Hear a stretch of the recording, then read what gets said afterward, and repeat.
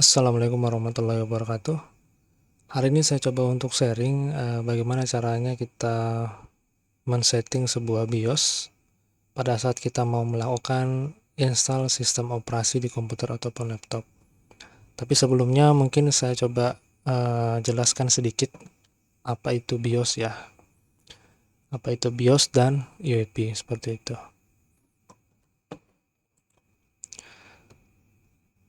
Jadi BIOS ini adalah singkatan dari Basic Input Output System. Sementara kalau untuk UEFI sendiri ini adalah singkatan dari Unified Extensible Firmware Interface, seperti itu. Jadi keduanya ini sering disebut sebagai firmware-nya komputer ataupun laptop. Dan fungsinya sendiri ini ya sebagai penghubung antara perangkat keras dan sistem operasi. Kalau untuk UEFI sendiri ini adalah teknologi yang terbaru ya, yang lebih canggih dibandingkan BIOS, dan dia menggantikan BIOS seperti itu. Dan biasanya untuk UEFI sendiri ini digunakan pada komputer-komputer terbaru. Nah, untuk detailnya sendiri, BIOS atau legacy BIOS. BIOS ini adalah sistem firmware yang lebih lama ya, yang lebih tua, yang juga digunakan di komputer-komputer lama. Kemudian fungsinya sendiri ini adalah melakukan POS, ya ini power on self test ya, dan memulai sistem operasi. Jadi BIOS itu melakukan POS ya teman-teman ya. Jadi pada saat pertama kali dinyalakan, komputer dinyalakan, di sana dia akan melakukan semacam tes semua perangkat keras yang terhubung atau yang terpasang di komputer itu sendiri. Semacam cek hard disk, cek RAM, kemudian cek PGA dan lain-lainnya. Kalau misalkan tidak ada masalah, ya dia akan memulai sistem operasinya. Tapi kalau misalkan ada masalah, biasanya dia memberikan semacam kode ya. Entah itu dari suara bip atau mungkin dari tampilan yang ada di monitor, seperti itu. Nah, untuk BIOS sendiri ini bekerja dalam mode legasi, yang berarti sistem menggunakan skema partisinya itu adalah MBR, Master Boot Record. Seperti itu. Dan juga tidak mendukung fitur-fitur canggih seperti Secure Boot. Nah, jikalau misalkan komputer teman-teman menggunakan BIOS, maka mode booting yang digunakan adalah mode legasi. Seperti itu. Nah, kita masuk ke UEFI. Jadi UEFI ini sistem firmware yang lebih modern ya. Dan dia ini yang menggantikan BIOS, seperti itu. Jadi kalau UEFI sendiri ini bekerja dalam mode UEFI, kemudian dia mendukung skema partisi harddisk itu adalah GPT, Gate Partition Table. Dan juga di dalam UEFI ini ada fitur-fitur canggih seperti Secure Boot dan Fast Boot, seperti itu. UEFI ini lebih fleksibel ya, dan mendukung kemampuan booting yang lebih cepat, serta kompatibilitas dengan media penyimpanan itu lebih besar dari 2 TB, seperti itu. Nah, kemudian selain BIOS, UEFI ada lagi yang namanya atau istilahnya itu CSM, atau singkatan dari Compatibility Support Module. Jadi CSM ini semacam fitur ya yang ada di dalam sistem UEFI itu sendiri. Sehingga nanti memungkinkan untuk UEFI ini kompatibilitas dengan sistem operasi lama dan perangkat keras yang lama, dan tentunya yang hanya mendukung BIOS legasi, seperti itu. Jadi kalau misalkan CSM ini diaktifkan, sistem UEFI ini akan berfungsi seperti BIOS tradisional, sehingga memungkinkan komputer untuk booting menggunakan skema partisi MBR. Beratnya seperti BIOS lama lah ya.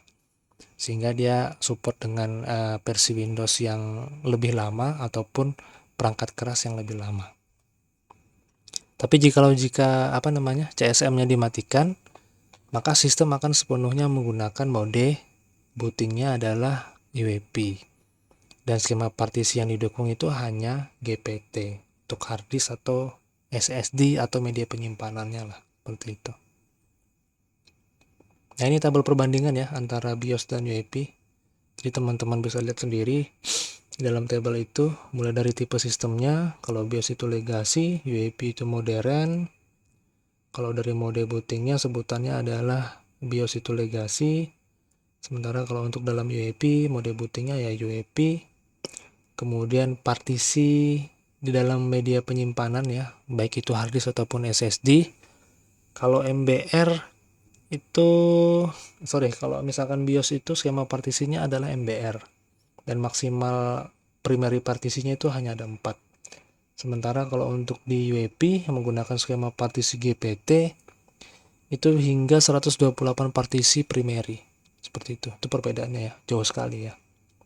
Sementara kalau untuk ukuran penyimpanannya, kalau BIOS itu maksimal di 2 TB, sementara kalau untuk UEFI itu bisa lebih dari 2 TB.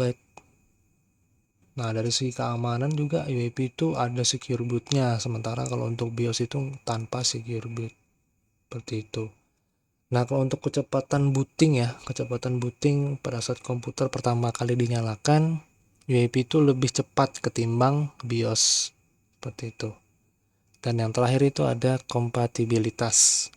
Jadi kalau untuk kompatibilitasnya sendiri, kalau BIOS ya dengan skema partisi MBR ini biasanya support dengan sistem operasi lama. Ini misal saya contohkan Windows 7, Windows Vista, Windows XP.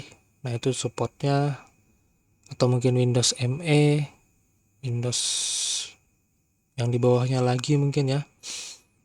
Itu support dengan sistem firmware BIOS seperti itu. Ada juga sih sebenarnya untuk Windows 8 dan Windows 10, tapi yang keluaran-keluaran pertama itu masih bisa running di sistem firmware BIOS seperti itu. Tapi kalau untuk yang baru-baru ya, Windows 10 terbaru, apalagi Windows 11, itu mau nggak mau ya harus running di sistem firmware-nya UEFI. Dan skema partisi yang digunakan juga GPT. Seperti itu. Itu perbandingan ya antara BIOS dan UEFI. Jadi ya mungkin perbandingannya cukup signifikan juga. Ya memang kalau untuk komputer-komputer atau laptop terbaru sekarang itu rata-rata sudah menggunakan sistem firmware-nya adalah UEFI. Seperti itu. Ini adalah tampilan dari user interface-nya ya. Antara UEFI dan BIOS. Kalau di sebelah kiri itu UEFI, sementara di sebelah kanan itu adalah BIOS. Kalau untuk UEFI sendiri itu udah bisa menggunakan kursor ya. Jadi kita bisa klik menggunakan mouse.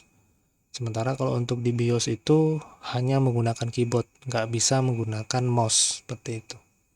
Jadi dari tampilannya udah beda ya. Tapi ada juga sih beberapa vendor laptop atau komputer itu UEFI-nya itu masih menggunakan tampilannya seperti BIOS seperti itu. Itu ada beberapa. Nanti saya contohkan. Nah, ini terkait dengan penggunaan MBR dan GPT ya. Ini teman-teman juga pasti pahamin juga ya. Jadi MBR atau GPT. Jadi pada saat kita mau coba install ulang sebuah komputer atau laptop, teman-teman pastikan dulu ya di dalam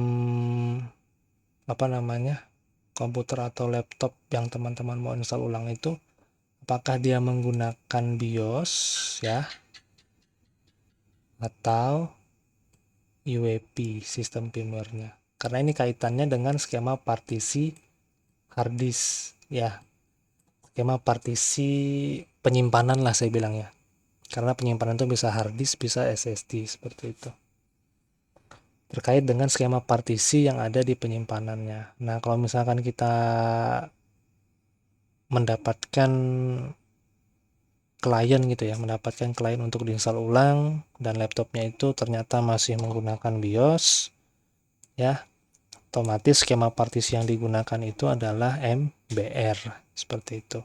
Tapi kalau misalkan kita udah dapat laptop atau komputer yang baru dan sistem firmware-nya menggunakan UEFI, pasti nanti hard disk atau media penyimpanannya itu menggunakan skema partisi GPT seperti itu ya.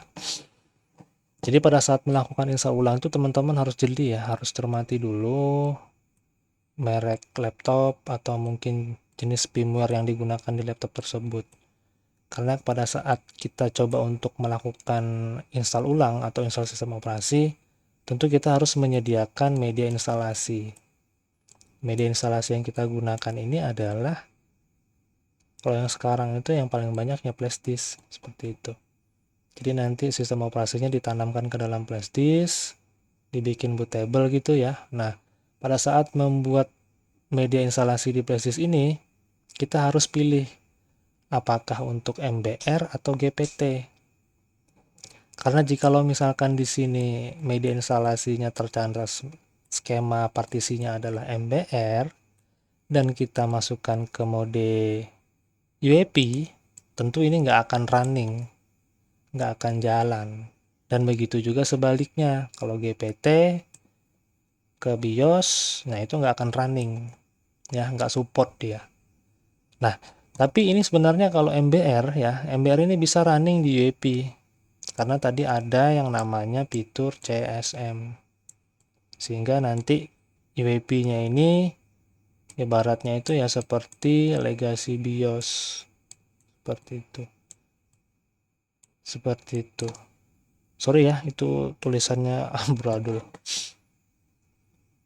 Jadi sebenarnya kalau untuk flash disk yang media instalasi dengan skema partisinya MBR itu bisa running di UEFI dengan catatan adanya fitur CSM yang diaktifkan, maka dia nanti sistem firmware-nya seperti BIOS jadinya seperti itu. Nah, tapi kalau GPT enggak.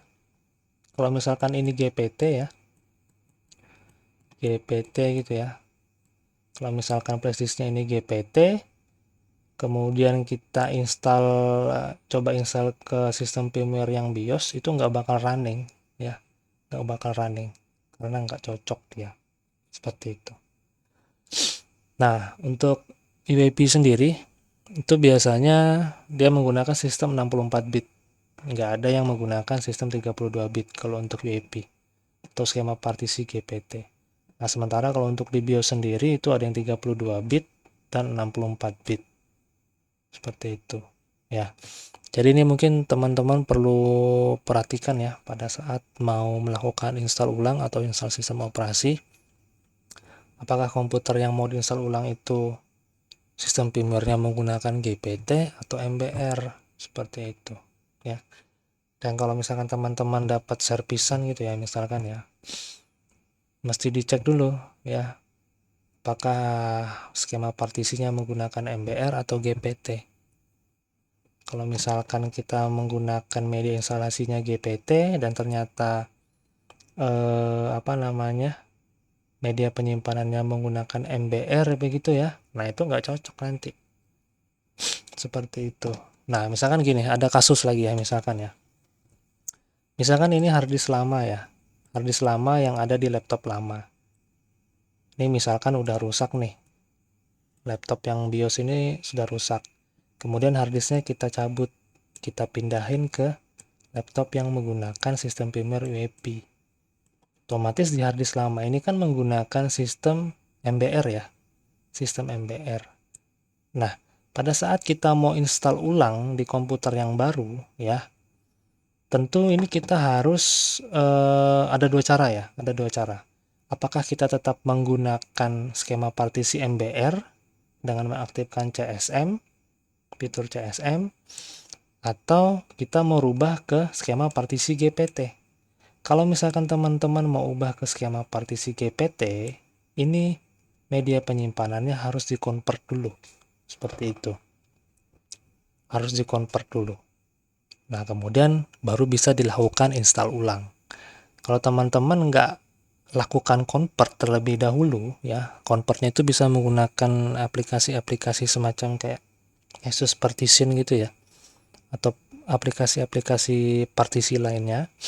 Nah, kalau misalkan teman-teman nggak convert terlebih dahulu ya, kemudian melakukan install ulang di sistem firmware yang baru, di sistem UEFI, otomatis nanti pada saat melakukan install ulang, pada saat pemilihan partisi, ini semua harddisknya, semua isi harddisknya harus di-delete atau di-format. Baru nanti bisa dirubah menjadi GPT. Nah, itu repotnya. Tapi kalau misalkan teman-teman ada punya aplikasi yang bisa mengkonvertkan, itu mungkin lebih mempermudah seperti itu. Karena kalau misalkan kita langsung install ulang gitu ya, langsung install ulang ke dalam sistemnya UEFI, otomatis nanti semua partisi, semua data yang ada di sini akan di-delete. Di-delete semua partisinya, kemudian di-format, baru bisa jadi skema partisi GPT. Karena kalau misalkan di sini masih MBR ya, walaupun di situ ada partisi kosong, tapi skema partisinya masih MBR, itu GPT nggak akan mau coba untuk menginstal sistemnya ke dalam harddisk tersebut. Jadi harddisk tersebut atau media penyimpanan tersebut harus dikonvert ke GPT dulu. Seperti itu. Tuh. Jadi itu hanya sekedar sharing ke teman-teman ya. Jadi biasanya kalau untuk BIOS sendiri ini untuk sistem operasi atau perangkat keras yang udah jadul ya, yang udah lama. Kemudian kalau untuk yang UEFI ini yang terbaru-terbaru lah ya. Untuk perangkat keras terbaru, kemudian sistem operasi yang baru itu supportnya dengan UEFI. Karena rata-rata sekarang kalau untuk yang keluaran sekarang sistem operasi itu mainnya di 64 bit sistemnya. Sementara kalau untuk BIOS itu ya bisa di 32 bit atau di 64 bit. Tapi 64 bitnya ini juga 64 bit yang lama ya. Jadi kalau misalkan Windows 11 diinstal di sistem BIOS itu nggak akan running. Running sih running, cuman nggak optimal lah ya. Nggak seoptimal di sistem firmware-nya UEFI. Seperti itu. Ya, mungkin itu ya teman-teman ya terkait BIOS dan UEFI.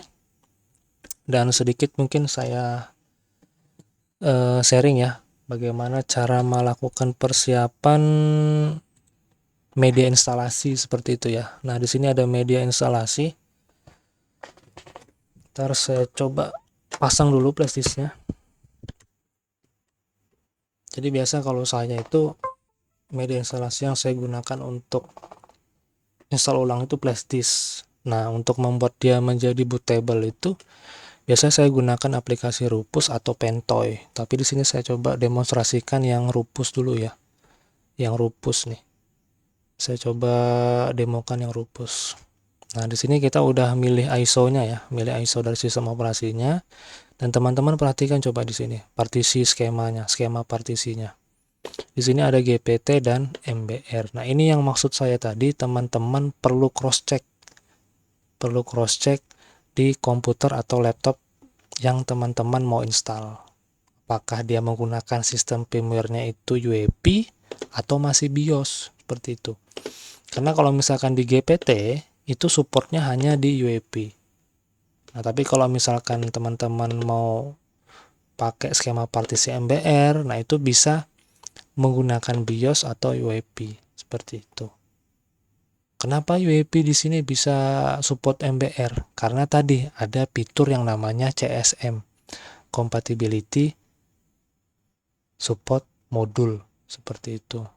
Ya, sehingga skema partisi bisa running di sistemnya UEFI. MBR dan GPT. Jadi ini yang teman-teman perlu perhatikan. Jadi jangan sampai salah. Kalau misalkan salah ya nanti nggak mau running media instalasinya. Seperti itu. Ya. Mungkin itu ya untuk ini apa namanya? Salah satu contoh media apa namanya aplikasi yang biasa saya gunakan, biasa Rufus atau mungkin Pentoy seperti itu. Jadi teman-teman mungkin sampai di sini udah tahu ya bagaimana cara menentukan skema partisi yang digunakan sesuai dengan firmware yang ada di komputer atau laptop tersebut, seperti itu. Nah, mungkin selanjutnya ini akan saya demonstrasikan cara setting BIOS atau UEFI ya, supaya media instalasi kita ini bisa running di komputer seperti itu ya. Ini saya coba pindahin dulu ya. Oke, ini udah tampil. Ini saya coba restart dulu ya teman-teman ya. Saya coba masuk ke BIOS atau UEFI-nya dulu. Cara masuknya itu dengan menekan di keyboard tombol F2 kalau untuk laptop. Tapi kalau untuk komputer itu dengan menekan tombol delete. Tombol delete di sini adalah tombol delete ya, bukan tombol backspace. Nah, biasanya teman-teman sering ketukar nih antara tombol backspace sama delete seperti itu ya. Nah, ini udah masuk ke dalam sistem firmware-nya UEFI ya. Dan kebetulan UEFI yang saya gunakan ini tampilannya itu masih jadul, masih menggunakan tampilannya legacy BIOS. Tapi dia sistem firmware-nya itu udah UEFI. Teman-teman bisa lihat di situ. Di bagian compliance itu ya. Ya, di bagian komprehensi itu ya. Itu sudah menggunakan UEFI. Hanya saja tampilannya masih seperti legasi BIOS. Saya tidak jelaskan semua menu di sini ya. Nah, di sini teman-teman bisa lihat nih. Di sini ada fitur CSM tadi, compatibility support module. Nah, ini teman-teman bisa lihat apakah boot optionnya ini hanya UEFI only atau legacy only atau kedua-duanya.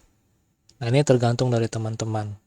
Nanti kaitannya dengan skema partisi hard disk seperti itu, apakah MBR ataupun GPT.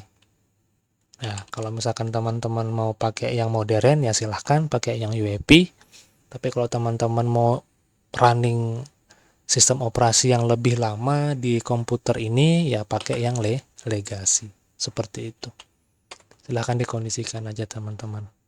Nah, di sini saya coba pakai yang UEFI ya, karena kebetulan media instalasi yang saya gunakan itu sudah ada di dalamnya menggunakan skema partisi GPT atau mode UEFI. Nah, kalau misalkan kita mau install ulang ya, jadi kita fokusnya ke boot aja sebenarnya, ke menu boot, cari yang ada tulisan boot atau kata boot seperti itu ya. Jadi di sini kita bisa mengatur boot priority-nya ya. Karena kita mau coba install komputer ini atau laptop ini menggunakan media instalasi flashdisk, otomatis boot priority-nya itu kita arahkan ke flashdisk seperti itu. Nah, ini contohnya ya. Ini contoh misalkan, ini tadi sudah saya ubah ya. Ini contoh misalkan begini ya. Windows Boot Manager ini adalah boot priority, bukan boot priority, tapi boot yang ke hard disk internal atau media penyimpanan internal. Artinya di dalam komputer ini sudah ada sistem operasinya. Jadi kalau di UEFI itu, dia bacanya Windows Boot Manager.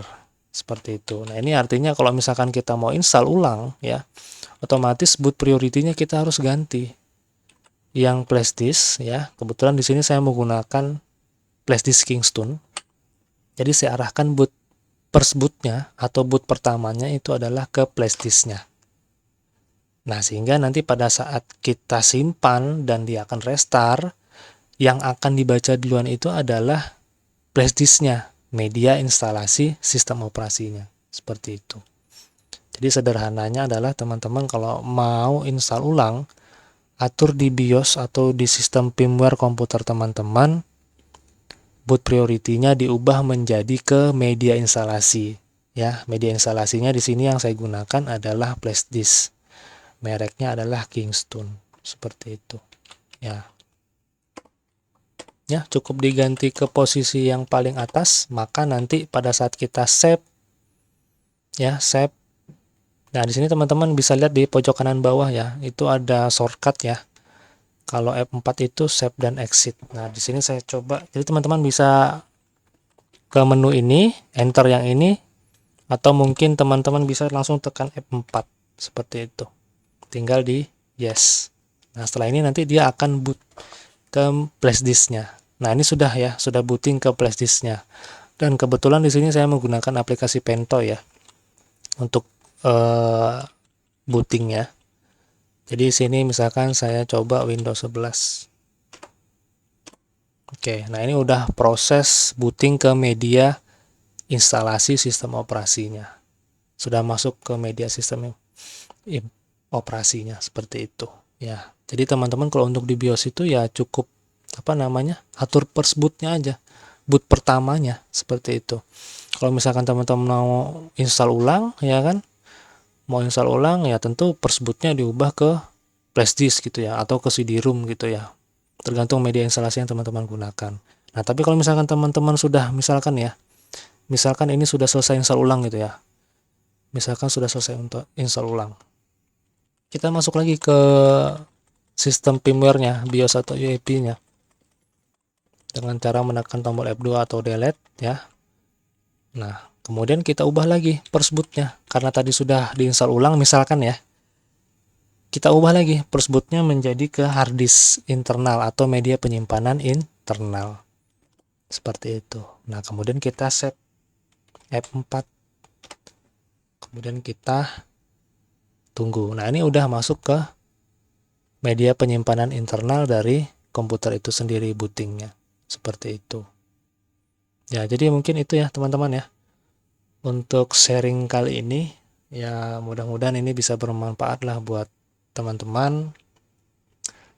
Jadi supaya teman-teman gak bingung ya pada saat membedakan atau memilih skema partisi mana yang paling tepat. Jadi skema partisi yang paling tepat itu adalah menyesuaikan dengan sistem firmware dari komputer yang teman-teman punya. Seperti itu. Mungkin sampai di sini dulu sharing kita. Saya akhiri. Wassalamualaikum warahmatullahi wabarakatuh.